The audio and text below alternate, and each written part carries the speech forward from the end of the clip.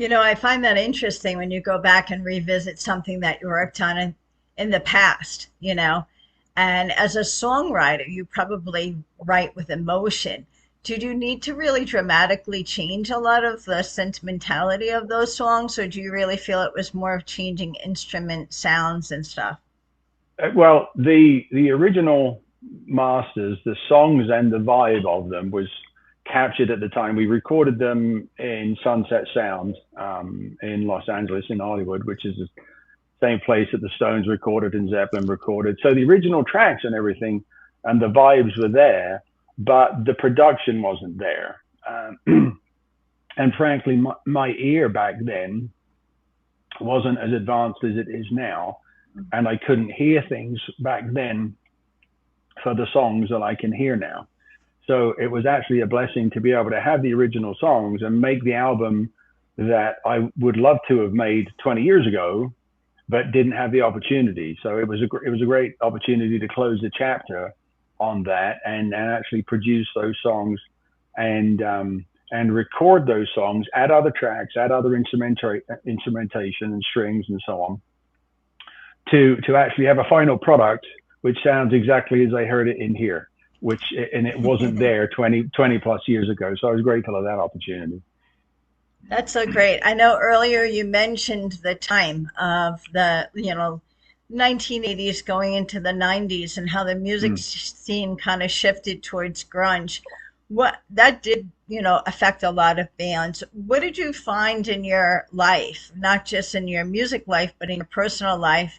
Did you have to kind of sort it all out and say, I have to do different work, or did you somehow remain in the music field?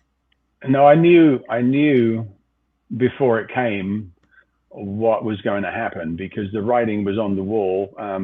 When Lars Ulrich correctly was, making a lot of noise about Napster, it was basically theft. So when we were kids, if one of your friends bought an album, right, vinyl album, you'd copy it on a cassette, but it could only go as far as you could travel on your bicycle and how far your legs could carry you, right? So there might be five or six kids.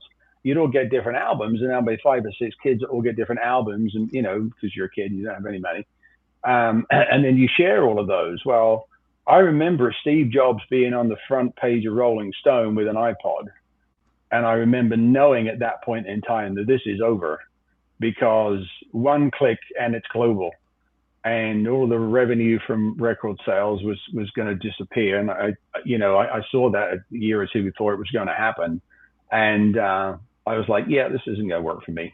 I'm out of here. So yeah, So what did you do with your life? I went actually. Completely reinvented myself, and I got into the financial markets, into real estate. I ended up working and owning a company here in Texas that helps individuals who want to educate themselves in the financial markets.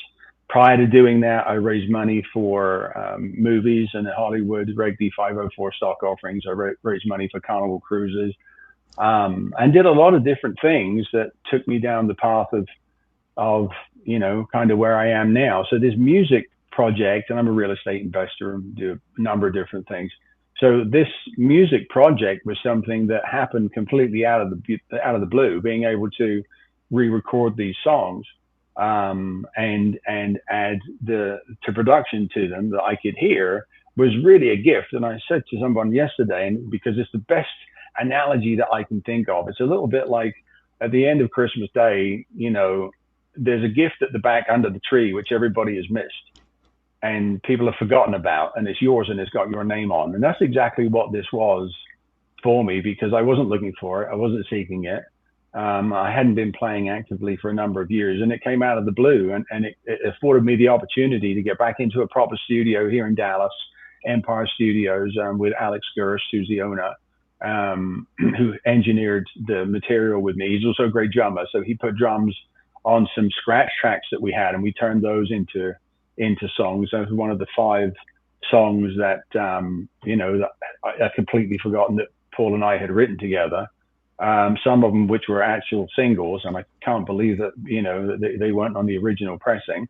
But Yeah, it's been a really cool experience getting involved, especially from the production side, going back into a studio and having a proper studio again, and being able to actually play again, and working with some really talented people that sonically brought the songs to where they are now. It's still got the same. If you like Led Zeppelin, you should. There's things that you'll love. If you like Zeppelin, Bad Company, the Black Crowes, the Stones, the Faces, Humble Pie, anything like that, you'll understand completely where we were coming from. But it's got a little bit more of a modern production. So yeah, it's been a great journey. I'm very appreciative of having the opportunity to do it.